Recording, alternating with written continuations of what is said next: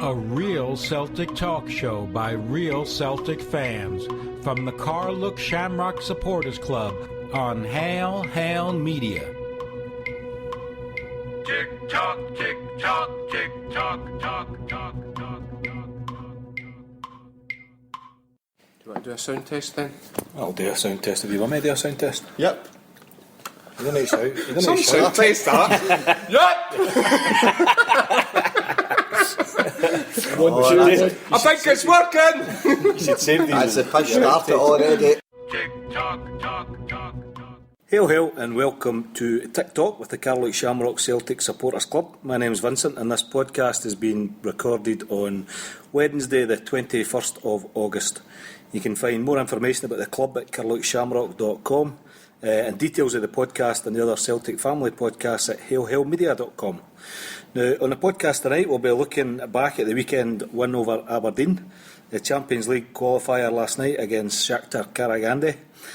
We'll look forward to our next match against Inverness on Saturday, the return leg against Shakhter, and we'll have some hot topics, and as usual we'll finish off with Shambolic. Now, we are back. We've agreed a CVA. We've come out of administration and we've avoided liquidation. It's good to be back, guys. And your panel tonight consists of Brian. Peter. Kevin. excellent, guys. So glad to be back, man. It's been a while. I was looking back. I'd love to say I was. So you're not particularly glad to be back? I thought you were going to announce actually the recording date is the day after the horrible night before. That was a bit of shambles, wasn't it? It was a bit of shambles, but we're So I'm going to... surprised I've actually managed to lift myself for the gloom. I've managed to stay off of Twitter all day today, so I was on it last night and it was... I thought people were going to be jumping after Kingston Bridge. It was that bad. Pandemonium. Oh, it was ridiculous. Well, we're going to come on to that, so we'll in traditional fashion, we'll stick to the agenda. Yes. Well, you've no really stuck to tradition and let us know, let the listeners know what biscuits you've got tonight. Okay, well, just no quite biscuits. They're not quite biscuits. They're quite. Oh, Vincent, Sorry. you've got the coconut everywhere. You've sold the jerseys there. There's a clue, aye. So these are For free. Lees, and they're 14 snowballs. Now that's 14 for the normal price of 10. I've just had 6 of them. And they cost me £1. £1. So the tea's served. Do you know Shotts Cake is salad. famous for snowballs? Shots. It's the only place in Scotland you can throw snowballs at the Orange Walk. Those are the best. Is that because it's cold in the summer, or because they have orange walks all the way through the winter? Because it's snowing in July. Snowing in July. Okay, we'll give you that one. Okay, we'll kick off with the Aberdeen game. I'll give you the teams. The only panel member that was there was your good self, Kevin. So you can kick us off. But I'll give you the team first. He went with Forster. He had Matthews, Ambrose, Muyakolo, and Izagiri. Who was that? Muyakolo. He's a new Wayama. Muyakolo, we'll go with that. Mulgrew, Kayal, Brown, Ledley, Commons, and Samaras. I don't think we'll need to struggle with his name much longer. We'll go with Muyakolo. Muyakolo, there we are. So, first of all, team selection. What did you think of the team he put out? Kev, I thought it was maybe a wee bit stronger than I expected, given what was going to be happening on Tuesday. Will be yourself. Aye, no, it was probably as near as his strongest team as he would want. Obviously, Forrest not playing. He's obviously got a come on as a sub, albeit obviously he's got he really likes Forrest, and I think he was obviously protecting him a wee bit and gave him a run out for the last 15-20 minutes, if my memory serves me right. But I got up there. You knew it was going to be hard. Derek McInnes has got them organised in a way that they've probably not been for the last number of seasons. They're not a great team, but they've made some reasonable signings.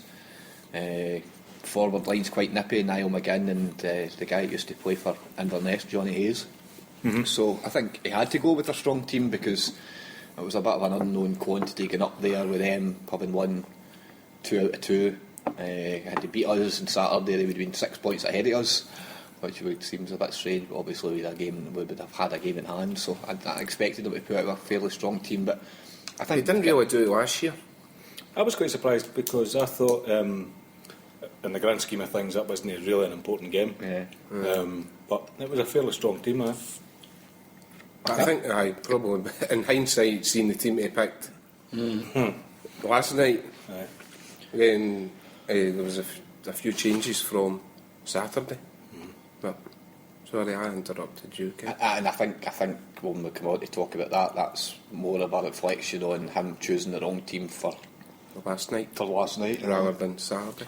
But it was a kind of funny game. Celtic I thought were content just to play a holding game, and it showed not much. I didn't think it showed great desire to be getting forward. They kind of controlled the game, but the game never had anything in it until Celtic scored the goal before half time. The chance Joe Wedley had, the keeper made a good Aye, save, good save, was aye. probably only one that I can What was the remember. atmosphere like? Full house? Aye, because I seen that. I was actually very, very impressed with the Aberdeen stuff. I said that I was up with took Declan up, and I said that's the first time in years I can remember going up there, and it was the crowd was 20,018 or something like that. Aye, Tony Hamilton had tweeted full house. It was, aye. Or sellout at Pittodrie. Yeah, I mean, our seats were shocking Again. because we were in that uncovered section. First two seats in the uncovered section, and when everybody's standing up, Declan can't see down the touchline and stuff, so we had to go down, get it right down the front. But I mean, Aberdeen crowd had a good crowd there, and it was made for a good atmosphere.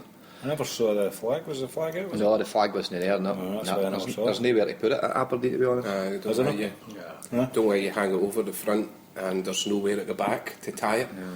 So you're kind of Limited. the old But flag. Yeah. I was Kevin with the fun somewhere, but Aye, Could have just wore it. invading the pitch.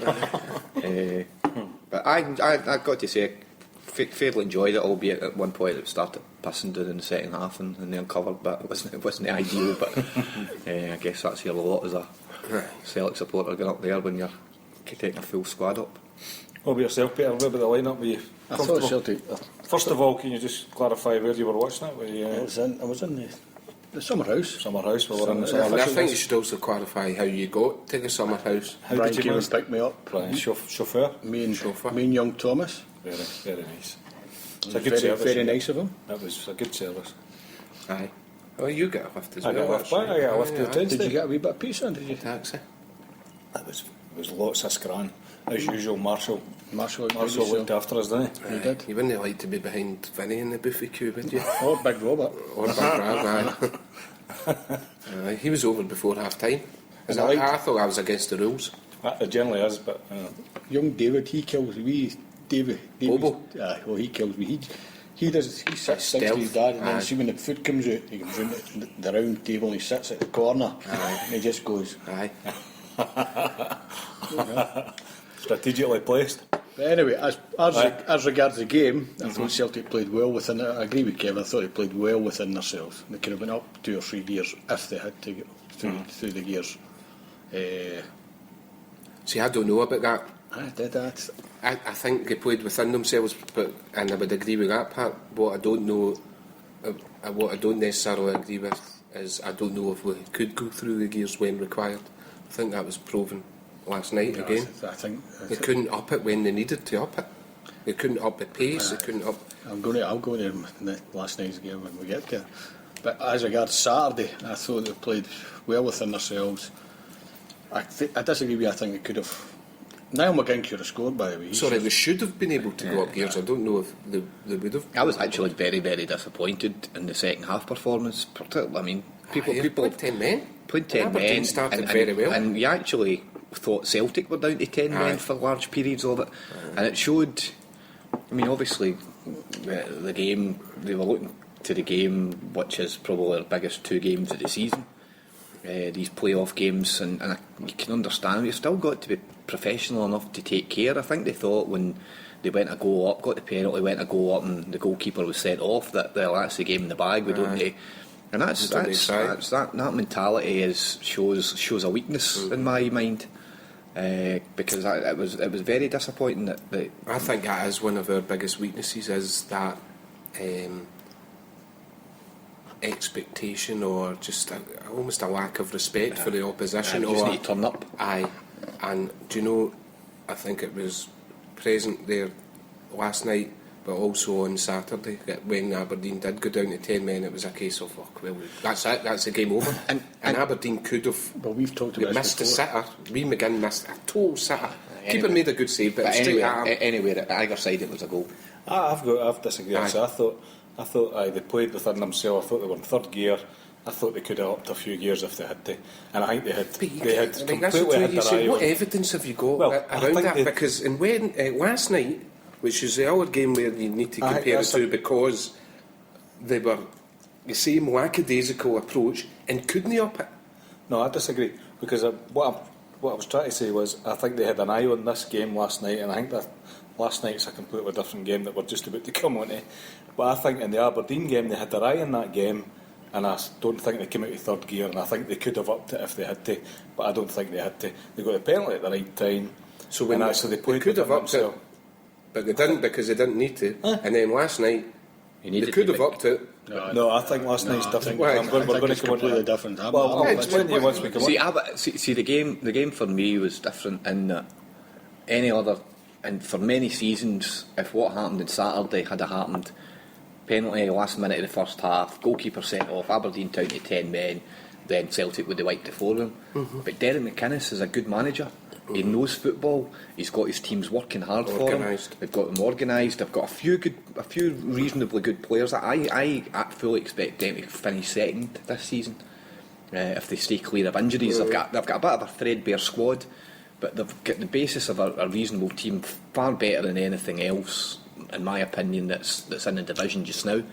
I've not seen this team on Saturday, certainly, Kevin. And I think he's recruited well. I think the guys that he's brought in, like Flood and Robson and Hayes, I think they're that's why I was disappointed that we didn't actually Kill the game off. play with an intensity in the first 15 minutes of the second half that would have allowed us to get the second goal. And that's what it comes down to. I've not seen Celtic play this season with any intensity in any game, in any part of any game. Well, we talked about this last season, And that's what I'm saying, why we wouldn't have been able to lift it on Saturday had we needed to, because I've not seen any evidence of it. I disagree. I think they would have, and I think it was clearly their mind was on this game. So let's get this game over with, because we're desperate to get to this other game. We'll know by 10 o'clock on Wednesday night coming.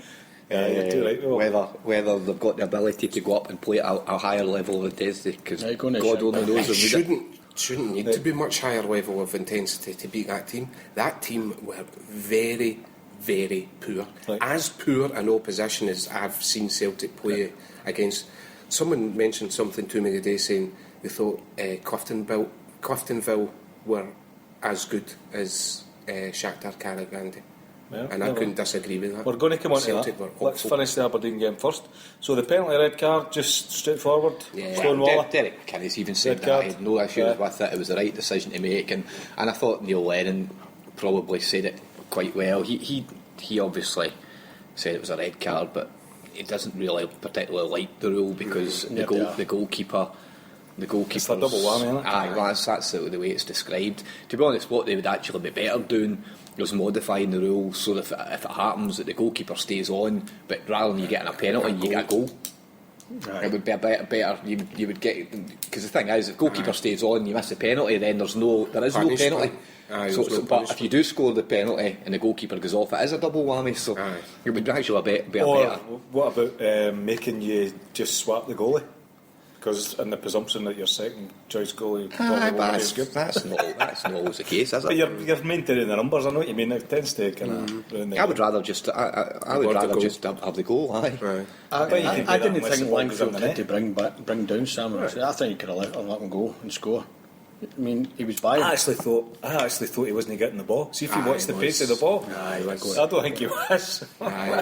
It was.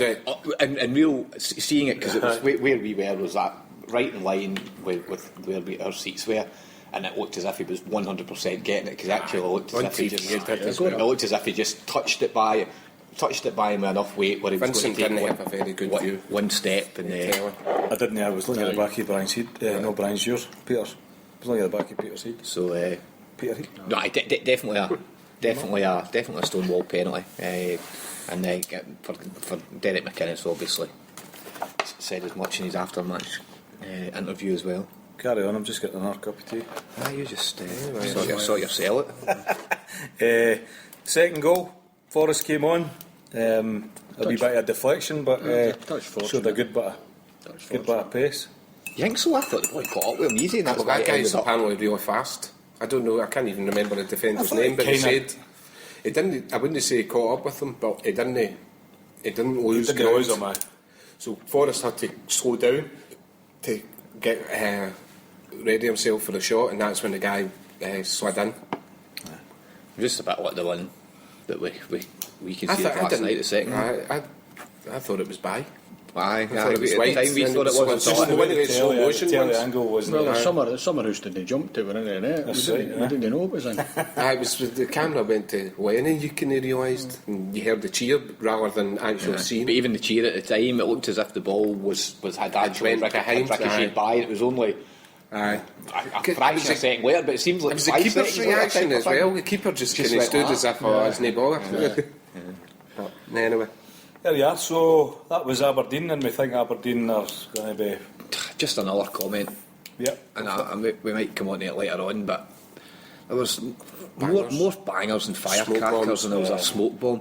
And see, to be honest, up until then the police had paid them no attention. I've seen a lot on Twitter on Saturday night about that. heavy-handed policing. No, a typical focus, and it showed you a picture. The picture was taken of the police in the Aberdeen end behind the goals, but obviously camera pointing towards. And up until then, before when they got the penalty, I hadn't even scored the penalty. It was actually something. It was one of those smoke Aye, seen it. canisters. It'd been And on the the TV. guy was just standing in his seat, just standing with this kind of waving at the next man. Within, I don't know, a couple of minutes, there must have been 20 police standing in front of him. And I just can't understand the mentality that continues to want to do this. Okay, so we're going to come back to that as well. Oh, have we? That's one of our hot topics. Is that one of your hot topics? Yeah. Oh, So, bangers. next game Quite was literally bangers. Shakhter Karagandy. Can you just call him Shakhter? We'll call them Shakhter. First of all, before we go into the team, what did you think of the pre-match prep in terms of how much time? No, not that. We left straight after the Aberdeen game, and obviously What showed you that aeroplane? We got what Luxury. total luxury with So that's- double beds. So that showed to me a level of professionalism that was actually lacking in the players. If the players had shown as much professionalism on the park as the club has in getting them there, Preparing them. and the way they did, and the timescales they did, taking the them out. hotel that we were in. Taking them out, I didn't see the hotel, but The hotel was luxurious as well. taking them a day early, giving them a rest day on the Sunday to get their body clocks back in, and then kind of picking up some training. But the players had shown that level of, and include the manager, the player and the manager had shown that level of professionalism on the night. Then Celtic would have won, but unfortunately, we all know they didn't. Aye, and I think you've hit it. It was the nail on the head. The manager and the players, the professionalism, particularly. I think a lot of this sits with Neil Lennon and the players he picked. Not only in terms of the players, but where he played them. And we've known Sammy is not a striker, yet he plays him a striker. He scored 5 or 6 goals away in Europe. And in the past year, but not playing as a striker.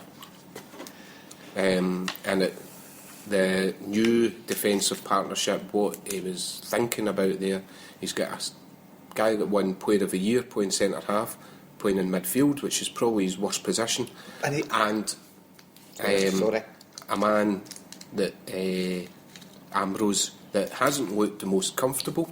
However, he's played that position for us a number of times. So he drops Ambrose totally, plays Charlie Mulgrew in a position that he's not capable of playing, in my opinion, and plays 2 guys that don't even know each other at centre half. And one of them couldn't get a game for Wolves last season when they were relegated in the Championship, and it was poor on Saturday from what I've seen.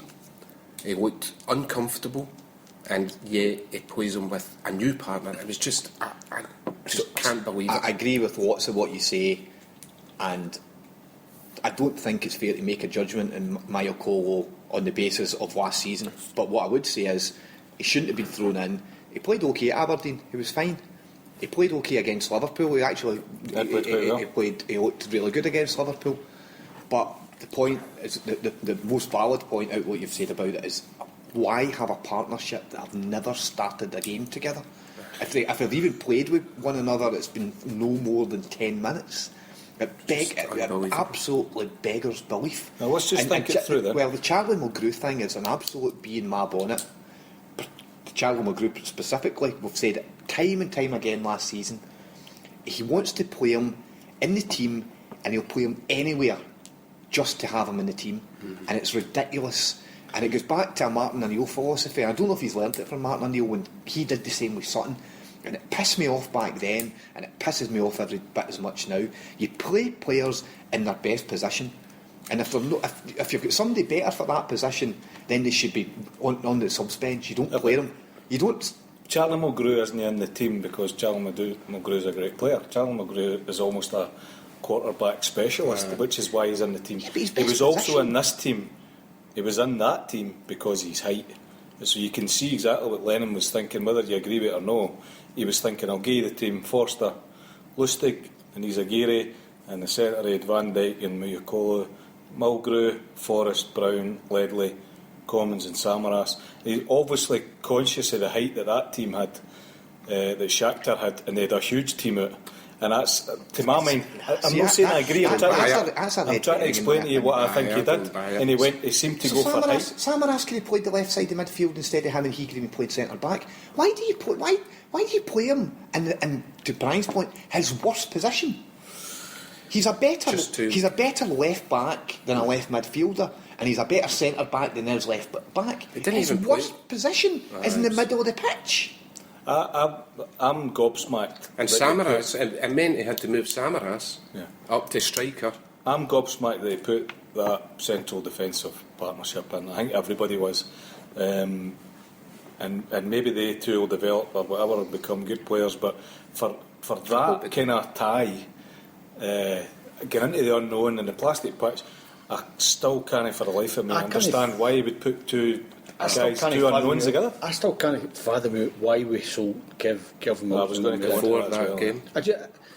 Kelvin Wilson could have stayed there for another fortnight. Yeah, but Kelvin Wilson could have down tools, or they could have had an agreement that he was going to move on. We don't know enough of the workings behind. On the face of it, it seems bizarre. But the thing is, what if they got injured and then Kelvin Wilson would even stay in Glasgow for another year when he didn't? Well, the other thing with that is you've got, and I agree to an extent with what you're saying, Peter, but you've got two replacements there that have been brought in. The one that I can't understand is we've got no strikers. Tony Stokes is the only striker, recognised striker. No, it's not. Tony Watt. And we've got the guy. So this comes back to Lennon's judgment as well. Is Baldy going to be another Bangura? Does he have no confidence in the guy? Maybe. Although you then wonder about Stokes. Stokes has never played a big game under Lennon's stewardship since probably the booking he got in the first 4 seconds against the forefathers of Sevco. I can't remember him being trusted to lead the line in an away European tie, or even at Celtic Park to be one of the first names, and he still put Baldy on before Stokes at the end in the last 7 minutes. So 7 minutes to go. So I think that actually is a major concern. Not the fact that people are saying going ballistic. I mean, Twitter was going nuts last night, and just people, in my opinion, being knee-jerk reaction. But one of the things, absolutely, you look at, we're not spending money, we've not done this. We've got about 6 players in. He's signed the centre half, but I've got to say, the big Dutch guy, I'd never seen him do a fatter arse playing professional football in my life. I don't think. Faster arse. Fat arse. Well, fat arse is faster. See when he came on Saturday up at Aberdeen, he came over quite close to where we were. And you decided you were going to have a good gander and I at his said arse. to Declan, I hope that guy's wearing a medium strip. He was almost bursting out his top and his shorts. It was. He is a big guy, right enough. It was. It's not the kind of arse you go for, or what? It's just. Wasn't it We're fact? having a serious conversation here and you talk hush. I just about this vision of you followed his arse. What's the game? Hey, Peter, what was your thoughts? But I think it's a valid point. Yeah. The He didn't look physical- unfit to me. He didn't look unfit. I Whether thought he Celtic might were absolutely abysmal. Absolutely abysmal. It wasn't even I thought they were bad against Elfsborg. They were even worse on Tuesday night. See, I didn't. I thought they were terrible against I Celtic. thought it was a very, very ugly game. I didn't think people have used adjectives like it was disgusting, we were abysmal, atrocious. It was an ugly game, a hideous result for us, yet we controlled the game for large parts. We had 4 gilt-edged chances. We were unlucky not to be 2 up within the first 3 minutes. For the first 5 minutes, they literally didn't enter our half. For large chunks of the second half, they didn't enter our half. I just think it was a hideously bad day at the office. Do you think we're Going going to need to By the score way- 4 goals at home? They're just going to play the exact same way as they Aye. played last night as they're going to play at Parkhead. They knew they were vastly. They weren't as good as Celtic. So what he did was he put 5 at the back, 4 in front, and 1 guy up front. So obviously we're going to have more of the ball. We're going to. It's We like had playing Barcelona. 60% possession. You know what I mean? It's what you do with the ball. It's what you do. We done absolutely nothing with the ball. There was no movement. There was the only guy I would have said. Did you in read- past March last time was Chris Commons. I thought Chris Commons. Did you read? It was an interesting stat in the CQN article today. Their players ran I seen that. Right. 10 kilometres more outfield. 15 it was. I read it. No, it was 5. No, it was 10. Because it was 500 metres per player. It was some other team that had ran 10 more. See if you listen to the boys, see the commentary on the game. There's 2 English guys who was doing it. There's a guy called John Champion and a guy called Carlisle. Carlisle. And see if you listen to them. They were right. See what they were saying, Brian, was absolutely right. See what they said about Izagiri. It was just He's embarrassing. got absolutely no positional sense. That Carlisle says, look at him, he's got no positional sense whatsoever. See for that first goal. The guy runs by him. Aye. Right, do you not think Joe Ledley was sleeping as well? Joe Ledley's standing there, and he's standing there. People are blaming the goal, and he had a part in it Did as you see the well. analysis for But- Strachan? I thought it was quite. I didn't see it. Quite enlightening. In In terms of has it, been back 2 yards. in terms of who Samaras. moved where and Charlie when. McGrew pulled out. They didn't win the first header. Aye. The centre backs were posted missing. It was just a comment. And you can point out one of 5 or 6 players and say, if one of any of them had done Their job. right, it wouldn't have been a goal. If they won the first header, it would So be- that's half the team. But you can point back, even as far back as that media, which was probably the most hideous result, that in Neuchâtel, Zamax, that I can never remember away in Europe. And I think it was either 1-0 or 2-0.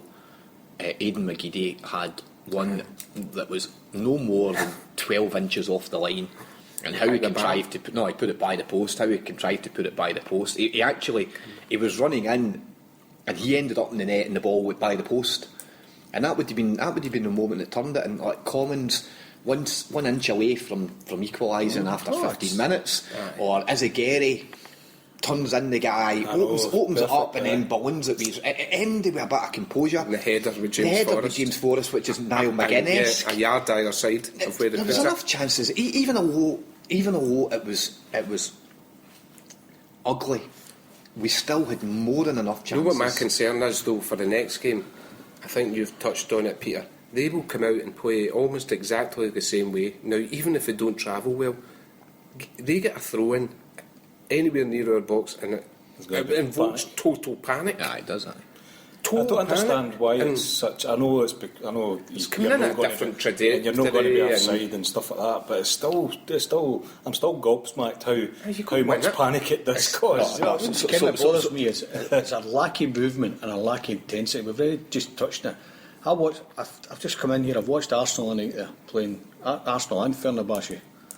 The tempo They were playing one another. the tempo the 2 teams are playing. Yeah, You know, that was so entirely different.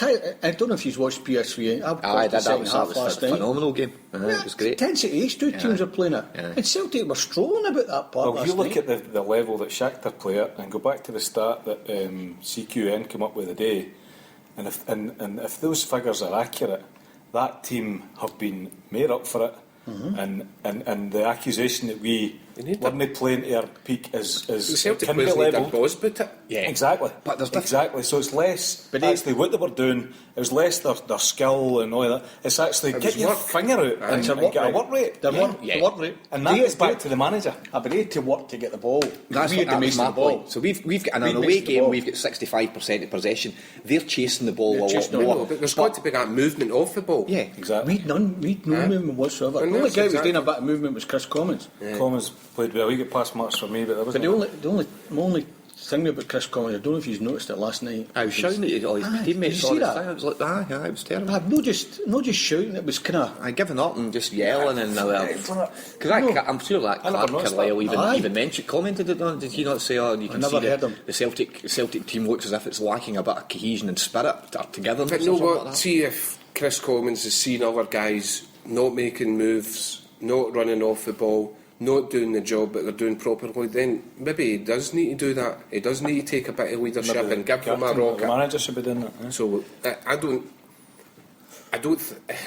It's a different thing from when you used to see blooming Scott McDonald doing it, who got caught offside 30 times a game and would moan at the guy passing the ball, but he was standing in the offside position all the time anyway. So that's a different scenario. Chris Commons, I would agree, was pass marks, and in my opinion, has every right to give the guys that aren't performing or aren't doing what they should be doing round about him a bollocking. I think when you look at the first 5 minutes and how the ball never went in from Van Dijk's header, it came off his back and it just landed at one of theirs, and then I think he headed it again for the resulting corner, back post, keeper saved it, and there was another bit of a ping pong scramble. My concern is we need to score 4 at home. See, I can't see them scoring at Celtic Park. I've got to say. I like Strachan because Strachan mentioned, he said the Celtic shouldn't look at it just now as having to score 3 Aye, goals score or 2. 4 goals. 2-0. You need to score 2. You know, and get, Then get if them an you've got extra that time. mentality of it. My concern would be that they have shown that they can soak it up and that they're pretty nifty on the break. They've no qualms about. They reminded me of who's a kind of Sam Allardyce team where he had no qualms about you get it, you hum for launch the it. part, and that's all it was. It was just launch, which actually again dumbfounds me even more because Neil Lennon must have known that they two in the centre would have had to have Do you not think the dealt with a lot Elfsberg of game? balls. The Elfsberg, I don't agree with playing the 2 centre halves. Don't get me wrong, right? But you don't think the Elfsberg game where Bulgaria ran our 2 centre backs ragged had a bearing on his thinking last night? I think it does because our centre backs come back to the set piece thing and the long throws. Whenever we come up against physical presence, we get bullied, and it almost goes. It doesn't matter who. But Higdon for Motherwell it just whoever we come up against who's got a physical presence, we just seem to get ragdolled all the time, and it's a point I've made time and time again on this. And I think that's why he did. But to be honest, it was the absolutely wrong time to do it. He should have been. Who would you have played in the I'd have centre? played Given Lusnik. Wilson's away, who would you have played in the I'd have centre? played Lusnik in centre half. Lustig. I'd have moved But him again, in that for would the- have been a big change. That's another new That would have been- partnership. That's another partnership. No, it would have been Ambrose, and I've got to say, Ambrose and Mulgrew. It concerns me the amount of abuse that Ambrose gets off his Celtic Aye, fans. me too. If he was that actually disgusts me. Aye, It's just he's a bomb scare, he's this, he's that, he's just waiting to harm. looked- Kelvin Wilson's no any better, they're as bad as one another. Having looked at the way, You're a supporter of you, just having looked at the way that team played, and the fact that Lenny's played 3 at the back a few times, I would have thought that would be the game to do it. They're up against one striker with 4 at the back, and it didn't work out. And he could have played someone there with a bit of pace. It might have been able to get Charlie Mulgrew in at centre back and had a better, more attacking midfield. I know hindsight's easy, but I would have thought the most settled pairing out of that, given that we didn't have Wilson. So if it was always going to shoehorn Mulgrew in, so I think I'd have played Mulgrew at the back, and I'd have probably have played. Ambrose beside him. They've played I together. don't know that I would have. I might have played. Ambrose I might have injured? played Was Van it- No, Dijk. just Just dropped completely. Apparently, that's what I heard today. It was just dropped. The manager's got a lot to atone for in relation to that game last night. And Do you think there's a wee bit of arrogance setting in with Lenny? a wee bit of bloody-mindedness. Aye. It could be. I think. I'll Going back to the thing we were talking about, just expecting to win. Do you think he's Well, I got thought- that and that's transferred to the players? I That's agree what with I've you. got a bit of agree. worry about Celtic that. just thought they got to turn up to win. Aye. I thought... But that to me comes from a manager. But listen to his pre-match conference and stuff like that. He didn't exhibit any of that. And I never got the impression he was. I think he was just saying the right no, things for the sake of saying the right things. But I think he exhibited one it. game away from him. He exhibited The it. full pre-season. It was a game in Cliftonville. They could be in the rest of them. I think he exhibited it All in the the team he pre-season picked. friendlies, everything. Peter, Sorry, but I think he exhibited it in the team he picked, where he thought he could put anything out and win the game. I don't think there was a great deal of thought went into that. I think last team. season we touched on this a number of times in terms of who within the team on the pitch can be that motivator, and we agreed that Brown was that kind of player. But I think that could be better, or somebody else could also do it. But we also talked about Neil Lennon, and at times we didn't feel that it was apparent that he was able to motivate the team at certain times. And whether going away nice and early, luxurious airplanes, luxurious hotels, I know they're used to that, but in actual fact, has the mindset been wrong going out there and they've actually come onto that pitch thinking, how good can this Kazakhstani team be? Do you know what I mean? And maybe in actual fact it's displayed in the stats where each individual player has ran more. I know they've been chasing the ball, but still that gives me an idea of their application, if you like. Mm-hmm. I think there's been a significant overreaction amongst the support since last night. I think. I'm not so sure. I thought it came for you, Mesley. No, I've managed to stay away from it. I think it was it a is very, an very overreaction, but it was still. It was a massive overreaction. But I think the players have left themselves open for it by all the pictures that were tweeted on Saturday night. The double bed, the 7 or 8 double beds in the plane, or the big luxury seats. You're not going on holiday, guys. You know what I mean? And I But that's what I mean by the mentality. but we all like to see it to look at it and understand what the players are doing. But see, to be honest, it's one of the things that's there's a fine line. You just immediately open yourself up for the criticism if you look as if you've not exerted yourself and that you have been treating it like a holiday. But again, that's one of the other conversations that we had many's a time last season. Tic Talks just talking about their attitude, how they're young players, and how the mentality of the young man these days, when the vast majority of them are already millionaires, their motivation. And that's why I kind of don't mind Commons running about being Mr. Angry, because there was a guy that at least showed a bit of passion that was that's lacking the in quite a lot motivation. of If you can't get motivated for a Champions League qualifier, what game can you get motivated for? Yeah. That is your season. Last night and Wednesday night is Celtic's season. That is what it will come down to for us, the fans as well, us, yeah. but even more so for their for those professionals playing football. Because if they can't get motivated to try and qualify to win, to play against the best teams in Europe and better themselves, then they shouldn't be there. And that's the thing that And it sticks in wasn't my throat, is exact same. attitude. It wasn't displayed during the game. And I can- know that some people have overreacted in terms of the result, but it was a very, very bad result. It's only halfway through, and we've got a chance to redeem ourselves come Wednesday. I think that will be the time for the reaction, rather than last and night. that's my point. It's a worse result than it actually was performance on the night. I feel. I felt it was a hideous result to go there and not score and get beat 2-0. But actually, if you to take the goals out it, which you obviously can't do, you look at it, the performance wasn't that bad at times. They lost 2 goals that look Rovers. And they could have lost more goals would they from those lost? long throw-ins. It was through luck that they didn't. The ball was ping-ponging about in that box. We never won it cleanly. But they had 4 chances that were as good as any of the 2 that they got that they scored from. Yeah. As a Gary. Aye, Do you know what I I'm mean? not disagreeing with So that, my point is, was- the what's the score, game about? The score is more hideous than I feel the performance I don't was know, on I the can night. forgive quite a lot of things. I don't mind a player having a bad game. The thing I can't forgive is when you think somebody's not given 100%. And actually, I felt as if there was a number of players, and the stats are starting to back it I up. thought they looked absolutely knackered in 70 minutes. Yeah, I thought they ran out of steam. That team Celtic ran out of that team had ideas. their tails up definitely in the last 10 minutes. I thought we were going to lose another goal. Well, we nearly did if it wasn't for Joe Wedley. Interception. 2 against 1. So, the danger I think we've got is that team attacking us on the break. Whoever they played in the last round were 3-0 up in the first half after 20 minutes or something. Was it Batty? Barrislow. That was the game before. It wasn't. Anyway, whoever it was they played were 3-0 up, and against a reversing, getting beat 3-0 at Shakhter's home game. They won 3-0. So it is. We know we can. Our teams have scored against them, but then they went and scored 2 goals on the break when they were getting battered. That's my concern.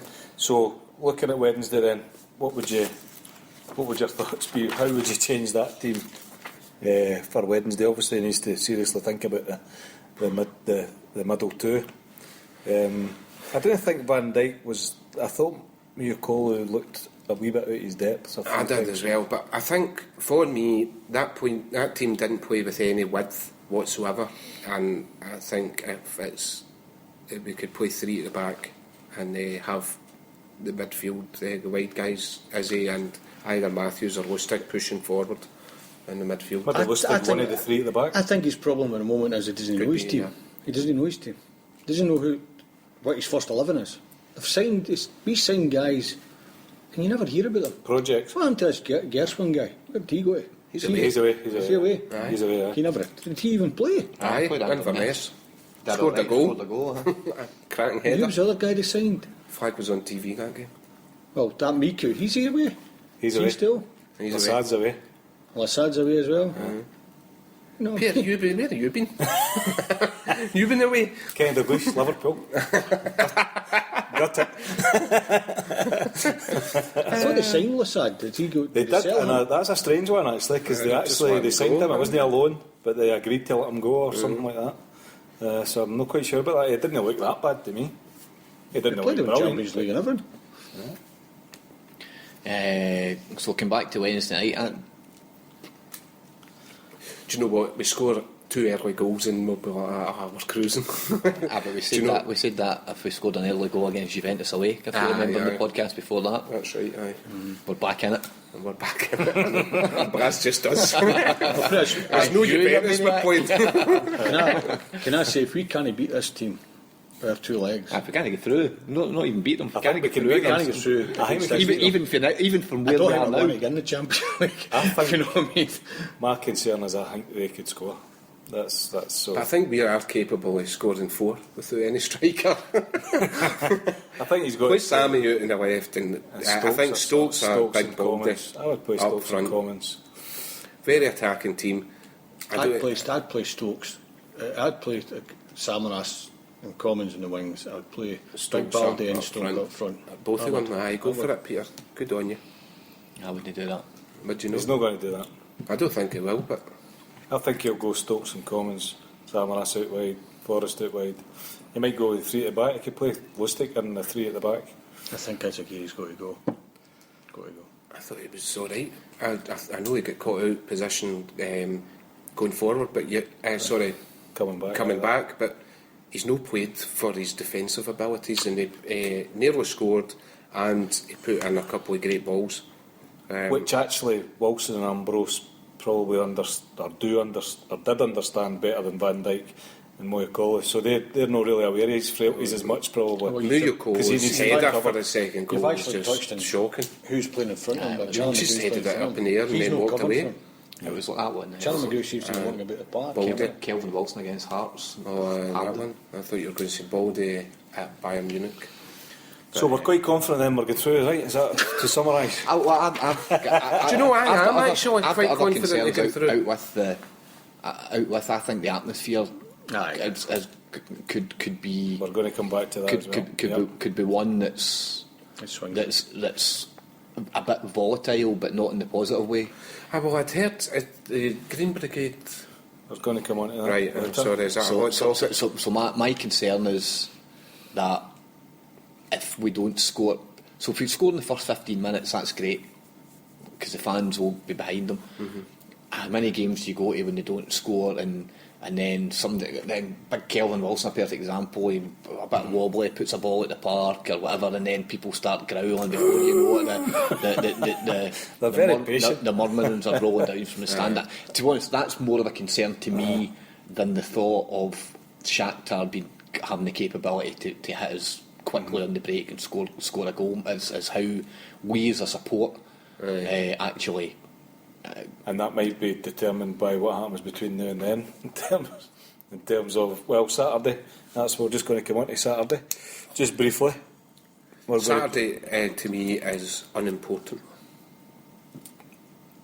So the opportunity on Saturday I think to Celtic are going to win the league. Inverness are a reasonably good team. They've had a good start to the season. We're at home. It's an unimportant game for me right now. I think last season we treated the league games as we were trying to qualify for the Champions League as unimportant. With the merit they deserved at that time. Aye. And so it's not... Yes, I would like to win, but it's not important. Yeah. And to be honest, if Neil Lennon has got his starting 11 for next week already in his head, and he decides not to play any of those on Saturday, he's still got a strong enough squad to put 11 players in the park capable of beating Inverness at Celtic Park. Yeah. I think he needs to use that as an opportunity to give the guys that need 90 minutes, and I would argue that whoever's going to be the central pair, and if it's not a pair that's played before, then needs to play them. They need a bit of he's going to be Van familiarisation. Dijk and this other guy. I can't even say his name. He's got to play them. Newco. It's definitely if his thinking is to play them again, he's got to then play Foster Hindham as well. he's got to play. Aye, and get that understanding. yep. Again, you know what to expect, which is why that was such a surprise. He knows, or maybe he didn't know, but he certainly knows now what they're going to do and how they're going to play. They're not going to change how they play. They'll play the exact same game.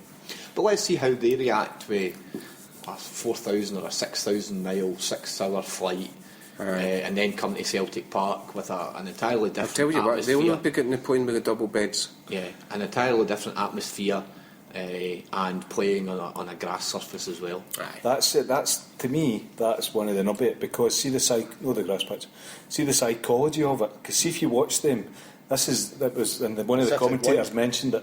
No, but one of the commentators mentioned that it's almost like us when we were playing Barcelona. For them, it was kind of similar. So the crowd were so up for it because they'd just scored against a big team in Europe, and then they scored again. So the crowd were going mental.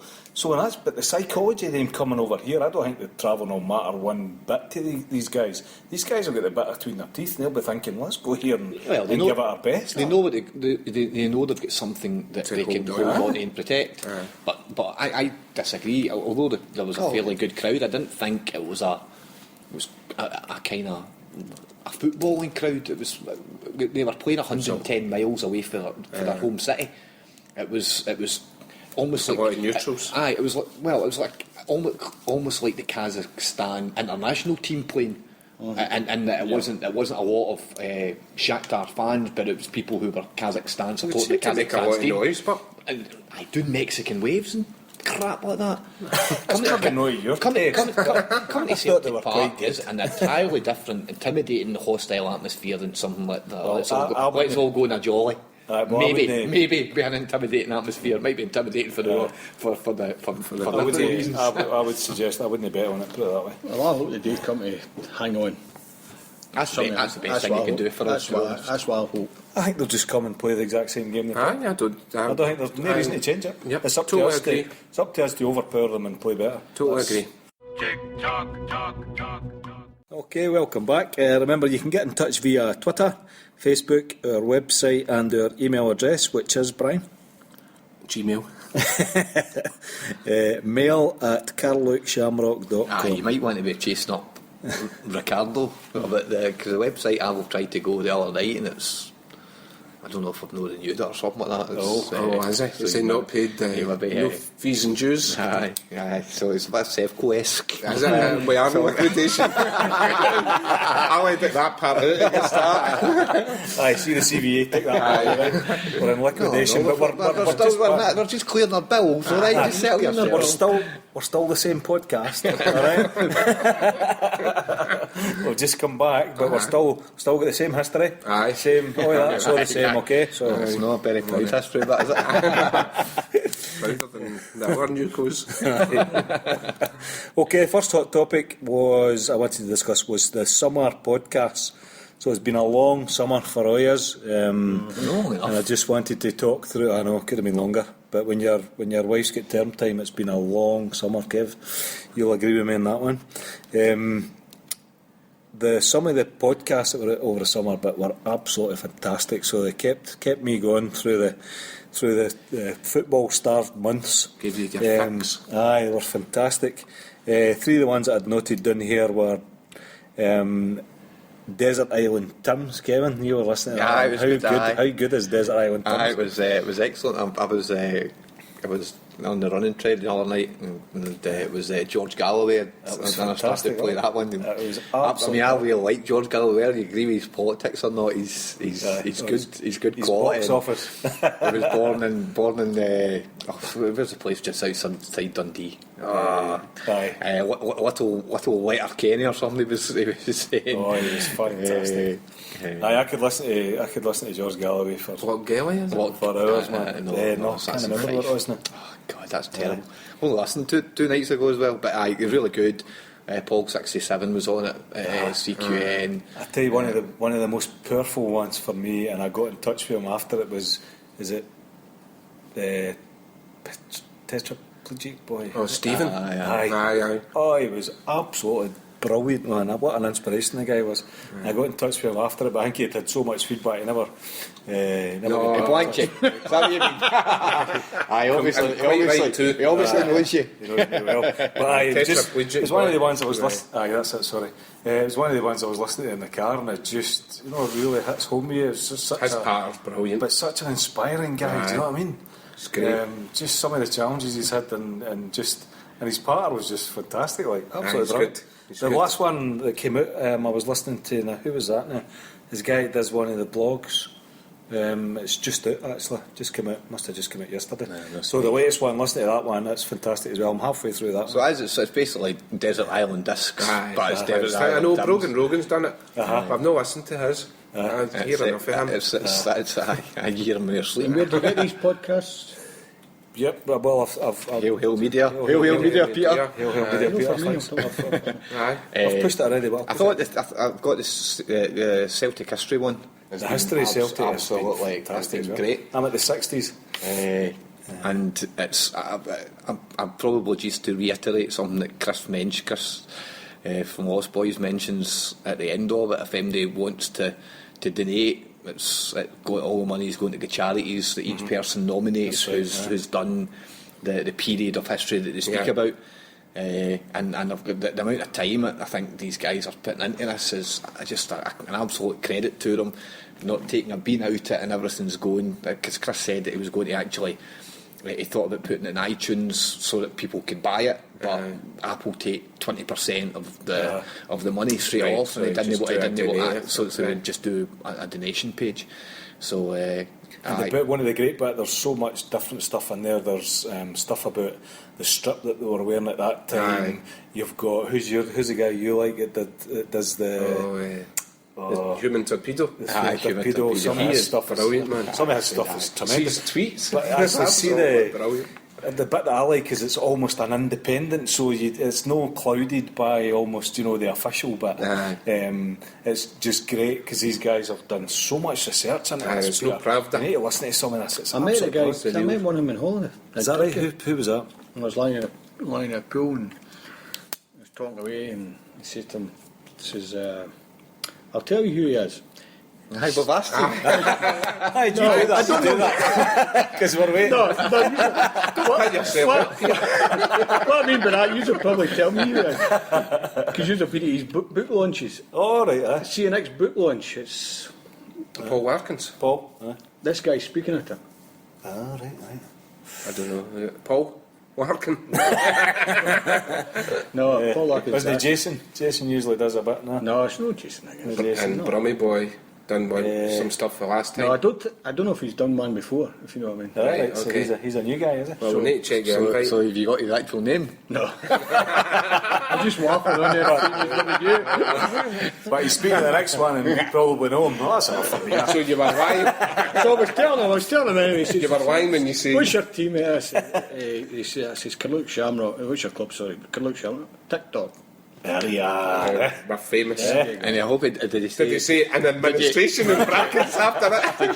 Did you like Peter? Did you deny being involved 3 times before the cock crew? Are you involved in that? No, don't know the guys. I don't even know guys that do it. No, I've heard about it. Are you sure? I'm sure I recognise your voice. No, definitely know me. My brother's involved in it.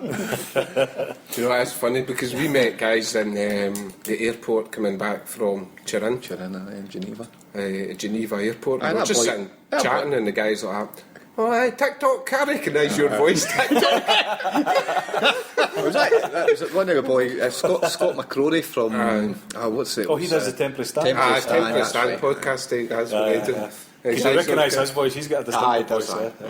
that, That's a good one as well. That's back actually. There's one of them I've to download. So the history of Celtic one's been really enjoyable, and it certainly, when I was away on holiday, it helped keep me in touch. Being But just 6,000 hours fantastic. from anyway. Aye, absolutely brilliant. I've thoroughly enjoyed them. And the final one was 10 in a row. I don't know if you listened to that. Paul I've Larkin listened and to a couple of them, Chris- Graham Wilson. Graham Wilson, sorry, aye. And they do 10 topics and they get 5 minutes on each topic, and he just kind of stops it. You've got to You stop. could be mid-sentence and he stops it. It's funny how he Because obviously the buzzer actually was the controversial bit, because he said, I think the buzzer was that loud initially when he done the first ones. Aye, It was blew my folks ears. swerving off the road and stuff. They just shat themselves as soon as the buzzer went up. It was dead loud. it's well seen as American, because they've got shows like that on Sports Centre every night. They've got Right, it, and it's yeah. like everybody's got 15 seconds to talk about it, and no matter where you are, it's just beep and moves on to the next topic. So obviously it's just a kind of variation in that. So I don't always pretty good. agree with Graham, but his output and Celtic stuff's brilliant. Oh, It really he's is. good value for money. It keeps me going. And Paul as well. Beyond the Paul, Waves so- Beyond the Waves is fantastic. In fact, I was listening to that with the Rev the other day there, actually. Oh, he's back on. He's back on, yep. Good on him. So they kept us going, so thanks very much to everybody out there. And I know there's been others, but they were just 3 that came to mind. My next topic was actually just to have a giggle for a couple of minutes, just at Sevco, and they want to update us on what's happened. Had we recorded this on Monday night rather than tonight, I could have been on for an hour and 20 minutes just on that, but I'm finding it difficult to giggle at them after last night's result, to be honest. Okay. I think Although it's been absolutely the brilliant. two things are entirely unconnected, so I don't have any problem in laughing at them, irrespective of what happens. They are unconnected, and they are just they'll be in administration at some point in the next year again, in all likelihood. It's just fantastic. I loved Paul 67's blog a couple of days ago when he was talking about the sell and lease back and all that kind of stuff, and having he said I spoke about it last October, and they linked to, and I went looking back, and he's like, none of this will happen until after the share issue, because they can't have the rank and file that they want to sell shares to, not realising that they're buying into a company that doesn't own the stadium. That's and brilliant. And I was speaking to somebody at work on Monday night who is a fairly die-hard Rangers fan, but he's a kind of decent guy. And I'm like, are you concerned about what's happening? And he's like, no. He's like, no, not at all. I says, it all sort itself out. I says, are you... And it's honestly, head was in the sand, because I said, But there's have you heard anything about the sale and lease back Ibrox and stuff? Nah, what's that? So, and I said to him, I says, it must be so hard for the Rangers support to actually be getting told what's happening in their club, because it's all bad, by the support of their sworn enemies. We're more educated. I don't know. No, we're not more educated. We're just in this subject we are more educated. Sorry. Right. I don't know how I would react if Celtic were struggling really badly and I was getting all the news on actually how. But the thing is that did happen with us.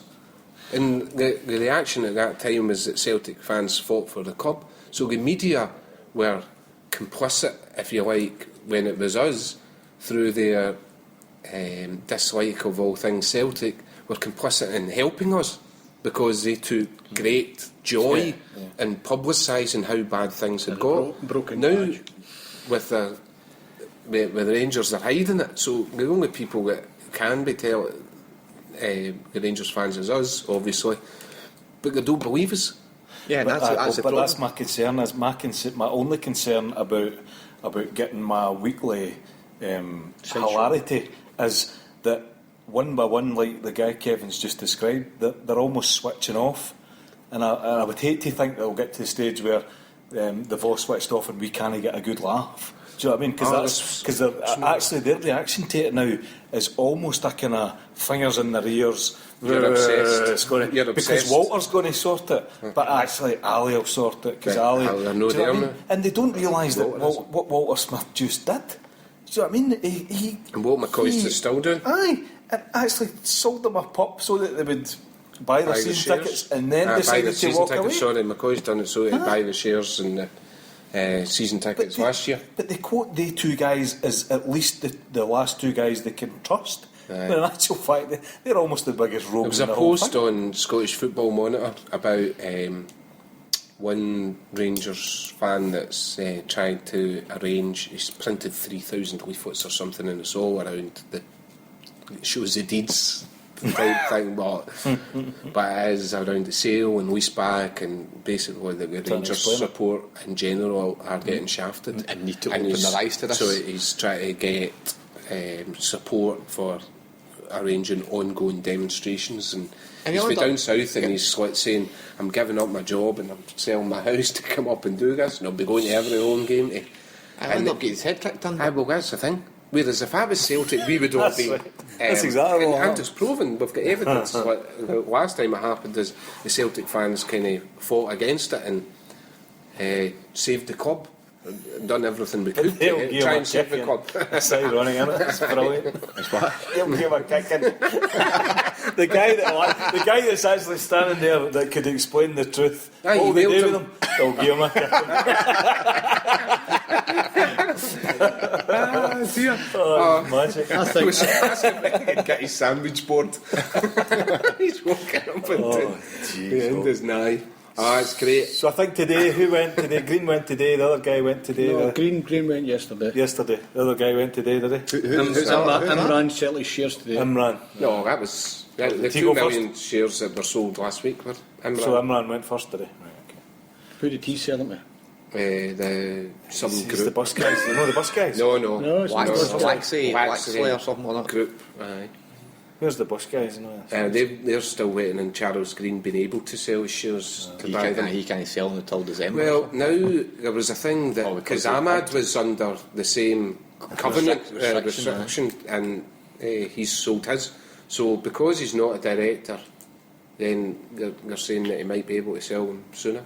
So There's is a he- train of thought that he might be able to sell them sooner. So he's no longer So a it's interesting if he does. He's no longer a consultant either. Because He's a wide area network No, I consultant. thought he was doing a valid job. Consultant.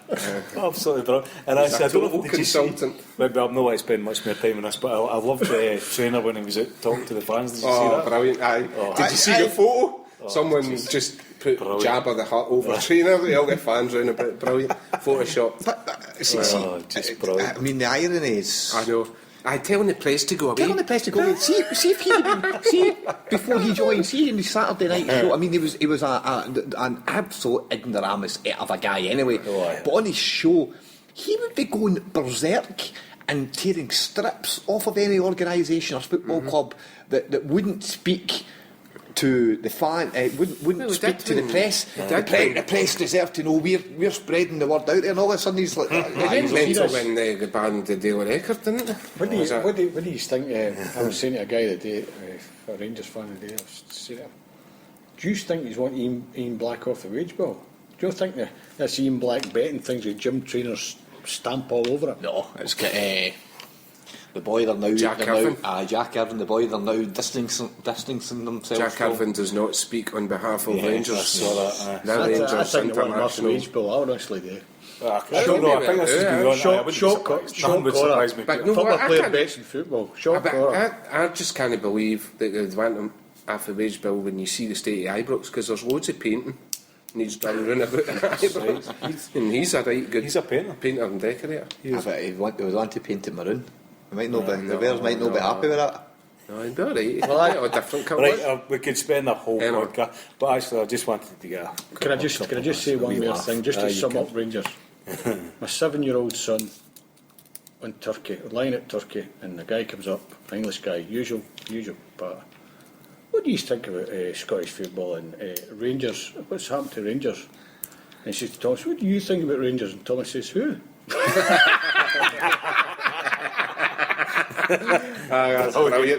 Which is good. Which is good. Declan not even say that. He just called Safeco the zombies. I'm getting a bit worried about him, to be honest. I don't know where he gets it. I'm just worried in case he goes out and it just happens to be somebody mentioned it to him. He's just like, they're zombies. I mean, he goes to football. Who are they? Zombies. Who actually are they? I don't say anything wrong. Anyway, we'll come back to that subject, no doubt. The gift that keeps on giving. Peter, I wonder, I know you've just stuffed another snowball in your face, but could you give us 2 minutes on the AGM? I know everybody wasn't able to make it, but a couple of minutes on what was the highlights at the AGM. I think we've got a new member in the committee. Who would that be? Mr. Douglas Mooney, Douglas. Dear. And tell us what he's responsible for. the treasurer. Oh my God. So we're in good By the times. way, the property prices in Edinburgh are sky high. Sky high. Some folk just need help with their mortgage payments. See the council tax because of the trams? I know. Oh, it's a fortune. Through the roof. Only council in Scotland that have raised their council tax. Can I just ask if payments have to be double signed, or he's not actually got a signature, is he? Kevin's still got a signature on it, so it's still me, mate. It's still as As long as there's a double signature. Still as good by Listen, Big Doug, when he was tweeting about being on the committee, he Aye, said, says aye, I'm I know. treasurer and it's because I'm skint.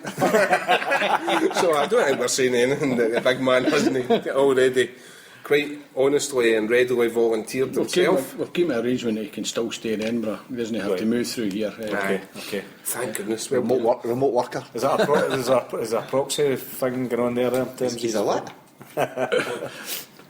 So, club's in good shape, Peter, Ryan. Club's in good shape. The president's leading Still, from the still front. got a good team. No, the president was wanting to go, but unfortunately there was nobody to take him on.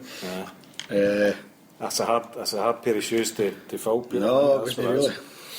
really. Any use three men could have filled them. No bother. Right, we'll move on. Right, moving on swiftly. But the club's in good shape, and yep, onwards and upwards. Onwards and upwards, yeah. Excellent.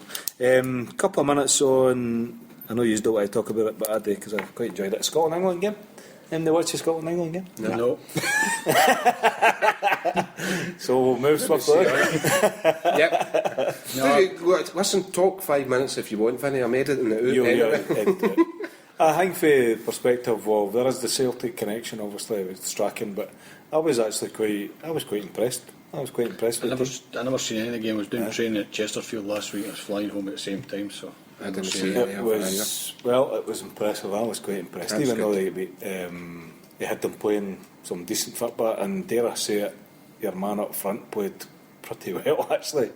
See, the one thing I would Aye. say about that, and it isn't really to do with the team, it was more to do with the fans. And do you know, see if the Green Brigade had behaved in Trafalgar Square the way the Tartan Army behaved in Trafalgar Square, they would have been vilified and ripped to pieces in the press, whereas the Tartan Army seemed to However, be able to do anything and get away with it. that would have been wrong to have done that against the Green Brigade, because the Tartan Army's behaviour in Trafalgar Square was fine. But he's more saying that about the There's reaction to the Green Brigade rather than so that would have been. I think It's two. so you're saying their behaviour was fine. I don't think. Cardona was money arrest, and I never heard the end of I think any there was trouble. one. There was a naked dancer in the Was there? and Fairy Liquid. No, it's no worse than Nathan's that being in game. Barcelona with Celtic and places like that. I thought it was fantastic. I think there's worse things. I thought it was fantastic. know there is worse things. But Green it's just an Brigade, observation. So I agree with your observation that the Green Brigade would have been castigated, but I didn't think Yes. there was anything untoward For the previous or record. ridiculous. Which brings us on to the next ridiculous subject, about that. which is the Green Brigade, for enough. So, thoughts and various rumours circulating that there is ongoing talks, but letters have been delivered to close area 111. What do you mean close that? Are these seats going to lie empty all season? What's happening? I think they will resell them, but they're No, I they're can only proposed imagine. I to can move. only imagine they're going to be empty. Aye, they will be. In the first instance, they will be empty. Aye. That was the proposal. Well, do you know, there seems to have been plenty of warnings around some of the things that they're doing wrong. Whether the reasons are valid for those things, I understand Glasgow City Council Health and Safety have been threatening Celtic with not renewing their safety certificate or not giving them a safety certificate. And the warnings weren't heeded. And I think there's been a bit of a standoff. I think there's wrong on both sides. But I'm really disappointed in some of the stuff coming out from the Green Brigade as well as the club. I think they've been a bit childish about it, and Celtic was renowned worldwide for its sport before the Green Brigade. The Green Brigade are not the Celtic support. They don't speak on behalf of me, and I know a number of fans that they don't speak on behalf of, and I don't know if there's been this little bit of arrogance on their side as well as from the club, but on their side that they are these uber Celtic fans, and I've just been a bit disappointed with both sides' behaviour. I think the club have not dealt with the situation well, but I think the Green Brigade have also not dealt with it well. I think the club. Sorry, Kev. I think the club could have been seen to support them when they needed support, and I think we all kind of agreed with that at the time in terms of how they've been treated. And I don't agree with that at all. I think it's been disgraceful in some instances. The way we've been treated with the police is disgusting. I think there was a suggestion by possibly one of the guys in Homeboys, and this was my thoughts before he said it, and I totally agreed with it. Because what I thought was, if they feel that Celtic, if this is the thin end of the wedge, and if they stopped lateral movement, for example, it's the thin end of the wedge, and if they do that, then they'll be back at them and a week later and say, we now want you to stop that. If they think that, I think the clever thing to do would have been to stop lateral movement and almost call their bluff and get the support on their side. Because, and then if Celtic come back and say, no, we want to change, stop this now, then they would be in a position of strength to say, we told you so. We told you this was the thin end of the wedge, and now they're coming back to us, and the support would be on their side. I think that's a childish attitude that they've said, if we stop all these things, then it'll just be something else next week, it'll be something else the week after. Well, hold on a second, guys. Like you said, firstly, you've known for long and weary that these are the things that the club is not happy with. They've tried to explain to you why they're not happy with it, and there has been dialogue in the background. People, I know Jason said it a number of times when they broadcast the night it came out. That's right. And Jason was saying, I know for a fact there's no dialogue in the background, and then there was evidence came out which showed there had been dialogue at various stages after the Cliftonville game when the bangers went off and all that kind of stuff. And the misinformation that's been passed out there from the Celtic support is actually akin to the mainstream media. Yeah. Misinformation and on passed things as fact. As fact, and also that you can't question the Green Brigade, else I think one phrase used by the guy Glasgow Road on Twitter was, you're a soup taker, which just disgusted me, quite frankly. Soup taker? It's an old Irish phrase from when the famine, when Church of Scotland, the rich Protestants would tempt the starving Catholics to convert with the offer of soup. The offer of food. And And that's where that phrase came from. He denied that was his intention, but it's anyone that speaks out against the Green Brigade all of a sudden isn't a uber Celtic fan because they're out against the Green Brigade. One thing Green Brigade don't speak for my politics either, and I'll be called a Tory for that. But I think there's a difference between being socialist and being communist. We knew this wasn't going to end well. We spoke umpteen times, and whenever we spoke about it last season, I think the last thing I would normally say in each occasion is I can't see this ending well, and this has come to pass through intransigence on both sides. Why, Peter, what's your thoughts? well, my thoughts is I'll take you back to that about 2 years ago we were sitting with John Reid at the Celtic Supporters Association, remember? See, that's this podcast will be sin-died now. People won't listen to it just because they think we're following Peter, John Reid. Tell us what. And John Reid sat down and we were talking about the Green Brigade, and John Reid said at that time Peter Lawwell is under pressure for Glasgow Council. That was 2 years ago. So I don't know why Peter Lawwell is even meeting these people. I'll just be honest with you, why? Why is he not meeting me? I'm a Celtic supporter. I've been a Celtic supporter. I've been a season ticket holder for 10, 12 years. 20 years even. You know what I mean? I don't know how long I've been a Celtic supporter. I've never heard him bluff on the phone and says, Peter, I want to meet. What do you think about Parkhead? Why is he meeting these people? Because they're supporters of That's not my group. But we're not representatives It meets of our supporters group. It meets the CSA. It meets them all. Association, the Irish Association. So I think there's what you're kind of saying is there's maybe an over because emphasis after on some Brian hit the nail on the head. They aren't really Celtic support. I'm a Celtic supporter. Yous are all Celtic supporters. They don't represent me. They create a great atmosphere. When they first started, they were fantastic, absolutely fantastic. Then they went in Europe. I don't know. Remember that game? What was the game with The Wrens. They put the sign up. the UEFA one. UEFA's going to come after us for them. We're going to get fined for the last We already have. I think there's a slight difficulty that we need to probably separate. I think not all of these things are directly related to the Green Brigade, and I think that can be fairly stood up. So there's if there's 100 members of the Green Brigade, that section holds 300 or 450 or something like that. The one that I disagree with, and I think I'll just come back to it, and there's a podcast last year when we did one of our Q&As.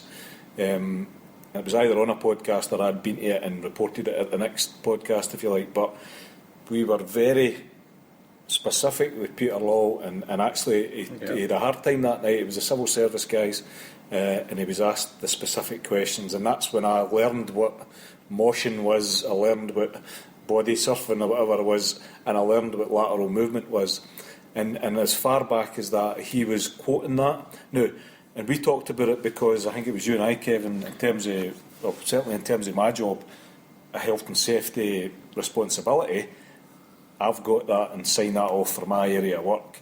Is that why Peter Law has got that, and actually that's why he is chasing it so readily. I don't know if the Glasgow Council thing's a wee bit of a red herring, because there's been various stories coming out with that thinking, no, we didn't. But I think the bit that I'll repeat it, if that's how the Green Brigade feel, then call Celtic's bluff and stop these things and then let it settle. And actually, if Celtic then come back and it is the thin end of the wedge, then they'll have the Celtic support, or more of the Celtic support, on their side than they do at the minute. This man's already brought it up tonight, right? Glasgow must be a different place for everywhere else in the country, right? He's been at Aberdeen on Saturday, had to stand the full game, right? I was at Hampden, the cup final and the semi-final. You got to stand the full game. Every away game, you said it Saturday, every away game. I don't think they've told them to sit down. I think they've told them to stop lateral movement. So I can't understand. Well, So even in the statement that was released, they kind of said, well, the firecrackers, that not happened. It wasn't members of the Green Brigade, but we acknowledge it was our section, so there's a kind of implied responsibility there. And they went through sort of body surfing. We've agreed we're not getting the moshing, which is when they kind of come together fighting and stuff like that. And they're like, but the lateral movement. Why don't you just agree that the lateral movement stops? And people have been saying, oh, so now they want us all to stop doing the huddle. The huddle's not lateral movement. The huddle, you link arms and you jump up and down in the same spot. And it's, but my point is, it's this blurring of everything together. No. For the sake of, the lateral movement where you actually see them moving along is the equivalent of doing huddle. No, it's not. So if that's what you're being asked to stop, what difference does that make to your vocal and very excellent support of Celtic in the grander scheme of things? Nothing. So why not just it's happened. You've got away with it in inverted commas. It's been happening for a while. It's always been a bone of contention. Why not just stop? If that's what it's going to take for the section, it's not this whole thing, the PLC, an intrinsic dislike of the PLC just because the capitalist system, and I just can't understand that. But I think the context that we need to put it into, and the recognition that I've certainly got, is what a vast majority of these guys have been through, and actually their perception of having no support from Celtic, and that's a perception, whether it's right or wrong, Brian. I think the feeling being, and I think we all recognise, which is why we ended up in George Square protesting about it, was that we felt the treatment of them was unfair, and I think that fuels a bit. And I think within the Green Brigade, and I'm not speaking on behalf of them, I suspect there's a few guys in there that this is almost the last straw. Joe, in actual fact, everything that they've been through before that is possibly clouding slightly their reaction to this latest thing. In their mind, they're thinking this is the latest thing, something else will come after it. The fans against criminalisation is an entirely different thing. I think so. It's related though. It's entirely different. Well, the focus group is related to that, different. so I don't think it's No, entirely they're different. related. It's entirely different. What Celtic are asking the Green Brigade to stop doing is bangers, lateral movement, motion and body surfing. None of those things are anything to do with the fans That's against not what I said to you. I said I was trying to put it into the context of I how they understand felt. it's linked because it's Yes, the that's straw what I that was breaks the trying to say. camel back, but Yeah. surely they've got to recognise that Celtic have a duty of care, as I've already said, to other supporters in the stadium, but also being able to put the game on through this. I've not read anywhere about the safety certificate thing being a red herring, so I just know that's what was. I'm not saying, sorry, it's a red herring, but I think the emphasis on the City Council and how hard they're coming after them was maybe overemphasised, I felt. But Well, that's only my personal opinion. But my point originally there was, Kevin says there are probably 300 in the Green Brigade. I don't know. You know what I mean? There's Less than that. 80 to 100 is Right, what I official think kind of mentioned. members, if Do you you not like. think these people have got a hell of a power for 80 to 100 of them? You've got 35,000 season ticket holders, 40,000 season ticket holders. And you talk about 80 to 100 people. I don't know that they've got power, but I think there's a Well, you're focus talking on them about it. now. You're talking about it. I know, but there's a focus on them now because of the controversy. There was something released by, again, it was a guy that had, Glasgow Road had said that CQN had put out an article, Paul Brennan had put out an article, and he hadn't mentioned the Green Brigade or the problem with the Green Brigade, and he was raging about this because it was the biggest thing that had affected the Celtic support in the past so many years. And I thought that was just total arrogance, that actually it isn't the biggest thing that's affected the Celtic support for me. The biggest thing was fans against criminalisation. That affected the Celtic support, which is entirely different from a couple of hundred guys not willing to stop lateral movement or setting off bangers and fireworks and at games. Entirely different. What happened with the custom vote? Assuming they let the bang, what did UEFA say after that? I don't know, they're They've not been charged. Somebody yet. back They'll up be with fined. They'll be Aye, fined they'll be probably at 10,000 quid. Maybe more, because it's not a first It was a offence. it was a no suspended sentence. We may well have been, I don't know. Peter. I think we are. So see if would these fines that have been put against the club are being paid for by all of us, including the Green Brigade, I have to say, paid for by all of us through the behaviour of a few. Yep, who are not all necessarily in the Green Brigade. And I think that's... No, and they've acknowledged that themselves, but they're in that Just saying. section. If that happens in the section, then Yep. and it's the hangers on. So people that surround themselves or surround the Green Brigade. Because I've been to all the away games, which is at the Dens Park riot, and there was bangers going off everywhere, and it might not be official members of the Green Brigade, but it's people that link themselves and associate themselves and surround the Green Brigade and are there almost by proxy or by extension. I know, which adds another dimension You of said there was a complication. guy Saturday standing on a chair with a... The flare. Didn't he say anything? I don't know, it was a good bit away from me. It was, You know what I mean? It was right in the middle of the end. Is people frightened to say something? Well, that's it. There is an element of intimidation there. Possibly. I think I will just need to wrap up this. We'll definitely be coming back to it. But I think in closing, I think there's certainly room for all of us. And I just hope that they can get round a table and knock heads together and get it resolved. But I think there's a bigger challenge in that, going back to the game next week, and there's the Celtic support is fragmented in a way that I've not seen for a long time. Totally agree. And my concern is that when we go to the game next week, there's not. It's always been fantastic as a focal point, because it's all through the game and at different times, different people then join in, and it goes very loud. But there's always a kind of buzz and a vibrance about what they do, and we've said it. This sounds as if we are going in for them. We've all put in record over the 2 or 3 years we've been doing this, our support of the Green Brigade. We've spoken about when they came into the Inverness game and they sat silent for the first 18 minutes. And the game was atrocious. Next minute the drums went, and the pace of the game that Celtic played that day just seemed to lift. It just changed. It was like a training exercise and passing the ball, and then it was like boom, boom, boom, boom. The drums are going, and the team started bombing down the wings, and they've been. Lots of what they do is absolutely magnificent, and for something that I regard as bloody-minded as this, to not only stop that from happening, but to fragment the support in the way it has fragmented them is an absolute crying shame. But I think attitudes have hardened due to attitudes have hardened due to them not accepting that they need to change some small things. Okay, in so some of their statements. We'll definitely come back to this subject, I think. Shambolic. Okay, thanks, Chico. For Shambolic tonight, I threw it to the panel the following question.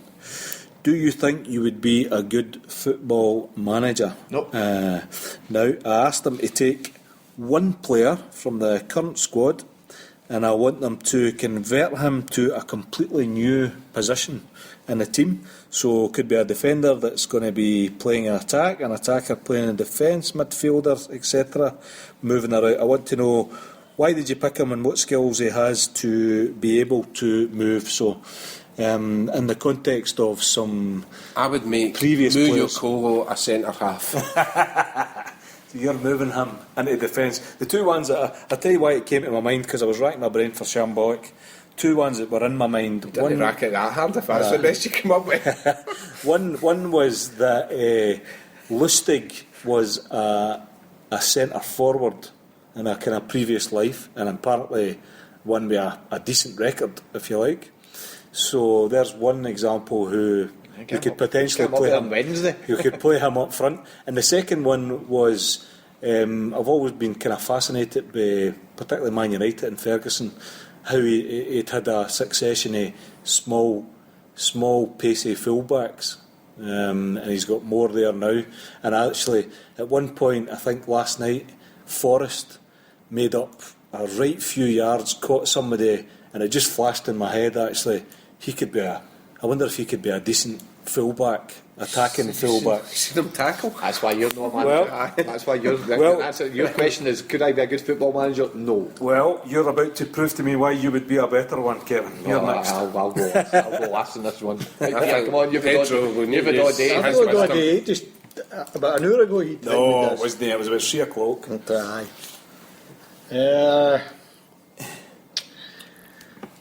The only guy that I would change, well, it's not really changing, but I think Adam Matthews could make a decent midfield player. Right. Because I think he can tackle, he's quite strong, he's fast, and he can put the ball, he puts a good ball across, so possibly moving He's him played forward. there, actually, I think, a couple of times, not for long, but he's played there in parts of games, if you like. So that's not a Adam bad Massey shout. would be one. Luznik, I think. Who? Luznik. Lustig. Is Nice. that like Lustig? He's his brother. His brother with a different name. Step brother. Actually, if Pops had been here, he calls him Lustig. So you're Lusnig, was it? We'll go with Lustig. Aye. Anyway, I think he can become a centre half. I really do. he's played there as well. Aye, he's played there. I think he was a centre half actually. I think he Before could he was play a centre half. After he was a after he was a striker. Before that, he played. He's a good goalie. I know he's a good As a goalie. Geary become a left back. That would be a One good point. shout. That would be a good shout. That's Sorry, what you mean by that is a defensive player. left back. Yeah. Rather than being facetious and joking that he isn't a left back. facetious, Peter. I think you should move Mulgrew behind Izagiri. Put Izagiri where Mulgrew was playing.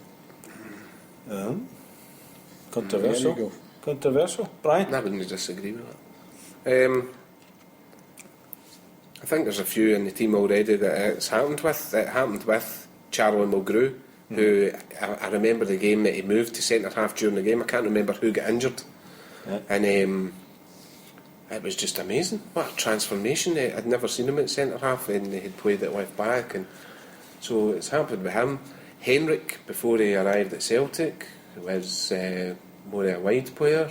Was he? When he came to A bit Celtic? of a wide-o, was he?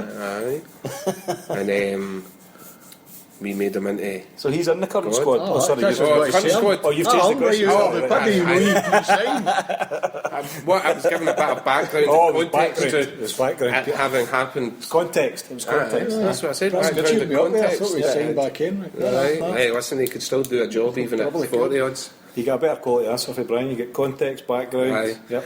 Which is basically also means I've got made before now. I was going to say that. Which So what he's basically saying, it doesn't matter how many big words you can put in there. Fuck what, back it up. Just say that, won't you?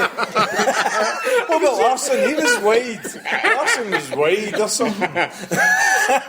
So I'll just stay with Brian's thinking. Shambolic. What kind of shambolic question is that? Absolute pish. See when I read it today, I'm like, bring back Richard. He obviously didn't seek any. So rather than do any prep, Is Richard no mentoring you or anything? No. rather than do any You're prep, just doing all this off your own think back, about the aye? question, you're just going to come back with bugger all. Right, thanks for that. No, I'll give you Charlie Mulgrew. Charlie Mulgrew, who moved to left. I'm the one who's going to give you bugger all.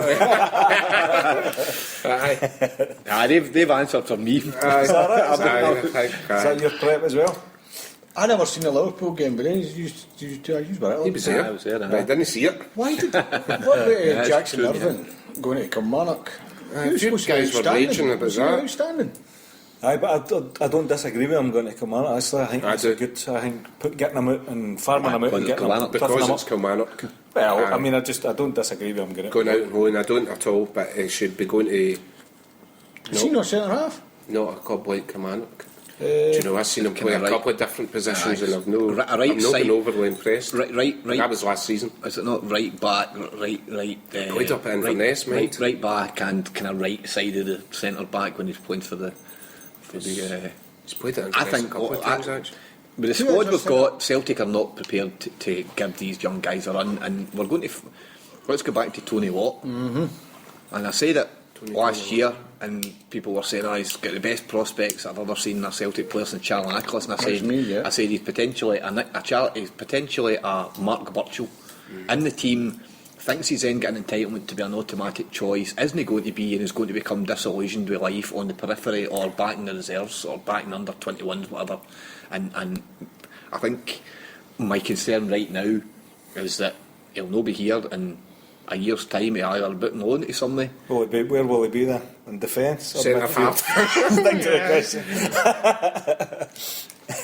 We've got see we have guys like that when you get Dylan McGee, you know. And that's why I think it's a good for lots of these young guys to actually be going out, and why if Celtic is a feeder club in the second division or third division, whatever, it would actually be useful for Celtic to have an influence on their coaching and that type of stuff, because I think it's important that these guys get to a certain point that they don't continue playing under 20 or under 21 football. They actually go out and experience and play seniors football in the first team. And if they can do it, I mean, if it's what's the thing? The team that's Celtic Nation and Carlisle. I love the sound of that. I love the sound of that. Do you know what I mean? So if they were a feeder club and they went into the bottom rung of the English third division or whatever, and climbed up. Well, even just to give the players some exposure to but do you know what? We've got the opportunity, and I agree. We won't take it. We have the opportunity to do it with 1 or 2 players every week in the week. But we won't. And we won't. But do you know why? Because us as supporters, and not necessarily just me, us four here, but as a fan group, we're not prepared, and it'll be. We're all watching. We're all seeing Twitter going ballistic because we're no sales spending £5 million a player. We've got a £40 million transfer kitty because we spent people listen to Chick Young because I spent we've got 20 million for the Champions League last year and we've got 20 million for the signings this year. But in actual fact, the Champions League last year will be a £3 or £4 million profit based upon the fact that we're running a deficit because we're paying Hooper, you're paying Windhammer, you're paying Commons, you're paying Brown. Right. So it's almost for luxury airplanes. It's almost you just can't join the circle. Frankly, I'm not saying that would cost at least 250 grand. I was going to say half a million. No, not as much as that. Surely no. What, to buy one? No, you'd really buy one for that. So, aye. So basically, you didn't come up with any players either. I would just like it put in record that is the worst shambolic subject. It's shambolic. That's Vincent, exactly what it is. If we're going to continue this podcast, you're going to need to up your game big style. I mean, I think we're going to continue the podcast. We're going to continue the podcast. Your participation is more in doubt at this point in time. If you want to run stuff by me, just free I'm going to call you Jackson Irvin. You're going out and wanting somebody. Okay, and on that note, home boys probably need a talent uplift. No, they don't like me. Okay. They've got their cast off Johnny Mackay. Do you know what I mean? They've been taking our Johnny's good for them. Super subs. Okay, and on that note, we're going to wrap up now. I'm Vincent at Vincenzo Sir on Twitter, and tonight our panel have been BJ Mack, Peter, Kevin. Okay, thank you very much, guys. Hail, hail. Hail, hail. The thing I want to see the most is the Glasgow Celtic score. I've been to Munich, been to Paris and Berlin. I watched injustice fall upon you in Turin, and I've shared the pain and glory with the friends that I have made as I dance from place to place in green and white on a worldwide tin parade.